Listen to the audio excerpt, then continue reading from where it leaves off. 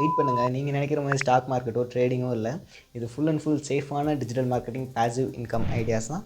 So note பண்ணிக்கோங்க. First ஒன்று வந்து பார்த்திங்கன்னா அஃபிலியேட் மார்க்கெட்டிங். நம்ம சேனலில் அஃபிலியேட் மார்க்கெட்டிங் பற்றி நிறைய ஷார்ட்ஸ் போட்டிருக்கிறேன். ஸோ அஃபிலியேட் மார்க்கெட்டிங்னா என்ன அப்படின்னு கேட்டிங்கன்னா, ஒரு ப்ராடக்ட் இருக்கும், அந்த ப்ராடக்ட்டுக்கு ஒரு யூஆர்எல், ஸ்பெசிஃபிக் யூஆர்எல் கொடுத்துருவாங்க.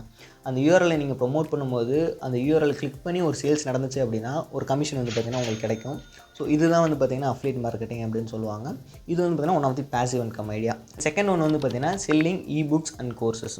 ஸோ அந்த இ-புக் க்ரியேட் பண்ணுறதும் அண்ட் தென் வந்து பார்த்திங்கன்னா ரெக்கார்டட் கோர்ஸ் க்ரியேட் பண்ணுறதும் உங்களுக்கு வந்து ஒரு டைம் ஒர்க்கு தான். லைக் வந்து இ-புக்னா ஒன்ஸ் நீங்கள் க்ரியேட் பண்ணிவிட்டு அப்லோட் பண்ணிவிட்டு விட்டுருவீங்க.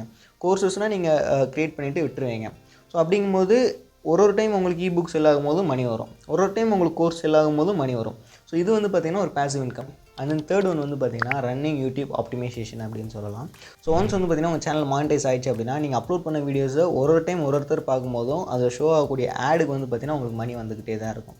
This is also falls under passive income idea in digital market. So இந்த 3 ஸ்கில்ஸில் எதை பற்றி இன்னும் டீட்டெயிலாக தெரிஞ்சுக்கணும்னு நினைக்கிறீங்கன்றதை கமெண்ட்டில் சொல்லுங்கள். நான் உங்களுக்குன்னு ஸ்பெசிஃபிக்காக ஒரு வீடியோ ரெடி பண்ணி போடுறேன். தேங்க்யூ ஃபார் வாட்சிங் தி வீடியோ. பை.